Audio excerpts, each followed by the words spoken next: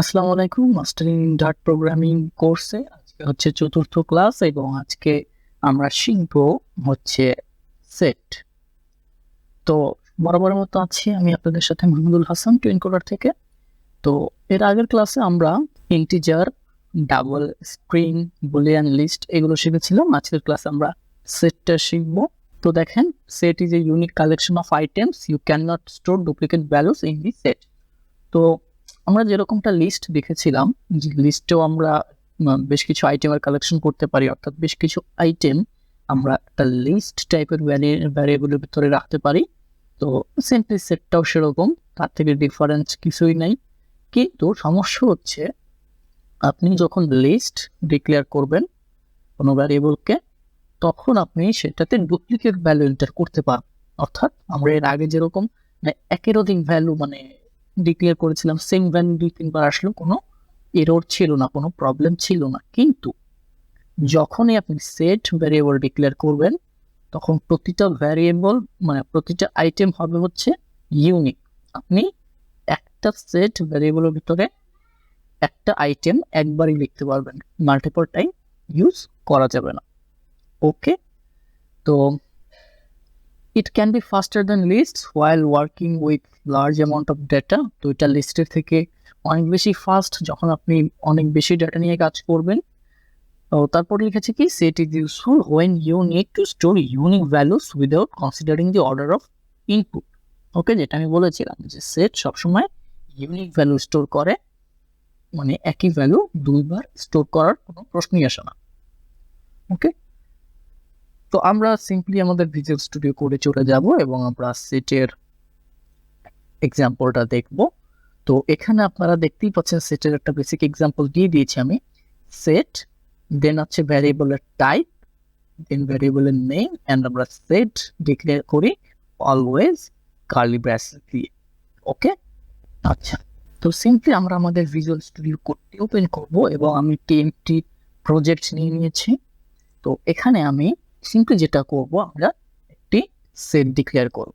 তো সেট কিভাবে ডিক্লেয়ার করব, আমি যেভাবে দেখিয়েছিলাম, সেট, দেন হচ্ছে সেটের টাইপ। আপনারা চাইলে টাইপ নাও দিতে পারেন, টাইপ না দিলে হচ্ছে ডায়নামিক হয়ে যাবে, আর টাইপ দিলে আপনি যে টাইপের দিবেন ওই টাইপেরই হবে। তো আমি টাইপ দিয়ে দিচ্ছি, সাপোজ এটা হবে হচ্ছে স্ট্রিং।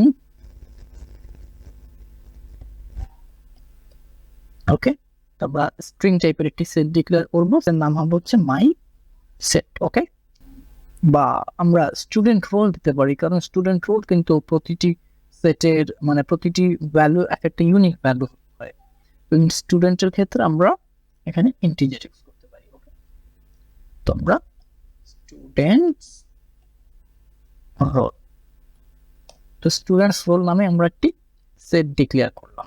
ওকে, তো এবার আমরা ইকুয়াল সাইন দিব, আর সেট লেখার সিস্টেম হচ্ছে কার্লি ব্রেসেস। আমরা একটা কার্লি ব্রেসেস দিয়ে দিলাম, একটা সেট হয়ে গেল। এটা একটা এমটি সেট। এবার আমরা ডাটা ইনপুট করা শুরু করব। তো যেহেতু এটা ইন্টিজার, আমাদের ডাটা অবশ্যই নিউমেরিক হতে হবে। তো আমরা এখানে 1 দিলাম, 2 দিলাম, 3 দিলাম, 6 দিলাম, 9 8 দিলাম, তারপর 43 দিলাম, 65 দিলাম। তো কোনো এরর নেই। কিন্তু আমি যখন এখানে 1 আর একবার ডিক্লেয়ার করব, তো তখন দেখেন এখানে একটা ওয়ার্নিং চলে আসছে। কি ওয়ার্নিং আসছে? Two elements in set literal should not be equal, try change or remove the duplicate element. অর্থাৎ আমাদেরকে ডুপ্লিকেট এলিমেন্টটি রিমুভ করতে বলছে। ওকে, তো এটাই হচ্ছে সেটের কাজ, যে আপনি ডুপ্লিকেট এলিমেন্ট আপনি সেটে ডিক্লেয়ার করতে পারবেন। তো সাপোজ আমরা ধরেন যে এই যে ডুপ্লিকেট ভ্যালুটা, এই ডুপ্লিকেট ভ্যালু আমরা রিমুভ করলাম, এরকম ডুপ্লিকেট ভ্যালু দিয়ে গেলাম। সাপোজ আরো দিলাম 2 3, ওকে, 8 43 78 একটা ইউনিক ভ্যালু দিয়ে দিলাম, আবার ধরেন 65 দিয়ে দিলাম একটি ডুপ্লিকেট ভ্যালু। ওকে, তো আমাদের কিন্তু এখানে বেশ কিছু ডুপ্লিকেট ভ্যালু আছে। ওকে, তো আমরা যদি এবার এটাকে প্রিন্ট করি, প্রিন্ট, এটা যদি আমরা প্রিন্ট করি স্টুডেন্টস রোল, এখানে একটা সেমিকোলন এন্ড সাপোজ প্রিন্ট। ওকে,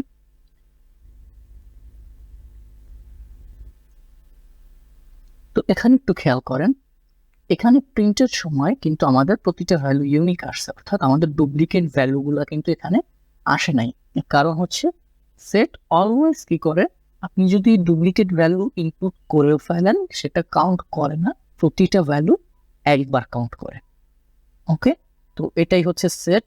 আপনি এখানে ইন্টিজার নিয়েছেন, আপনি এখানে ডেটা টাইপ স্ট্রিং দিতে পারেন, কোনো সমস্যা নেই, যে কোনো ডেটা টাইপ দিতে পারেন। তো স্ট্রিং দিলে কি হবে, এগুলো সব এরর চলে আসবে, কারণ এগুলো সবই ইন্টিজার। স্ট্রিং ডেটা টাইপ দিলে আমাদের অবশ্যই এখানে স্ট্রিং ডিক্লেয়ার করতে হবে। ওকে, আচ্ছা, আবার চাইলে আপনি এখানে কোনো কিছু নাও ডিক্লেয়ার করতে পারেন, কোনো সমস্যা নেই। কোনো কিছু না ডিক্লেয়ার করলে এটা অটোমেটিক্যালি ডিফল্ট ভাবে ডাইনামিক ভ্যালু নিবে। আপনি চাইলে ইন্টিজারে পাস করতে পারেন, আপনি চাইলে স্ট্রিংও পাস করতে পারেন। তো এই ছিল সেট, আশা করি সবাই বুঝতে পেরেছেন। তো নেক্সট ভিডিওতে আমরা ম্যাপটা দেখব, যে ম্যাপ কি ডার্টে, ম্যাপটা কি কাজে ব্যবহার করা হয়, এবং আপনি যখন এপিআই নিয়ে কাজ করবেন, যখন রিয়েল টাইম প্রজেক্ট করবেন, এই যে আপনার ম্যাপ, তারপর আপনার সেট, লিস্ট, এগুলো কিন্তু খুবই গুরুত্বপূর্ণ হবে। তো অবশ্যই আপনারা একটু ভালোভাবে এই সেট, ম্যাপ, তারপর এই যে আপনার লিস্ট, এগুলোতে একটু ফোকাস করবেন, কারণ এগুলো না বুঝলে আপনি ডেটা নিয়ে কাজ করতে পারবেন না। তো আশা করি নেক্সট ক্লাসে আমরা ম্যাপটা দেখব। ওকে, আসসালামু আলাইকুম।